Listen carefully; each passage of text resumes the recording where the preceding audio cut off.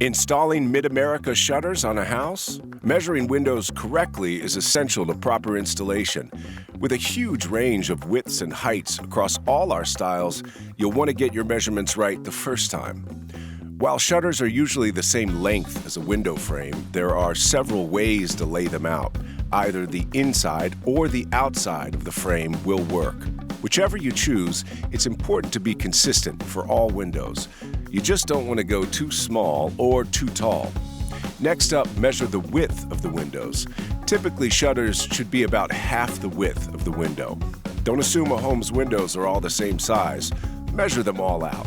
With your measurements, go to midamericacomponents.com and zero in on the styles, colors, and widths desired.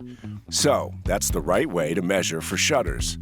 Trust us, and your Mid-America shutters will be sized right all around.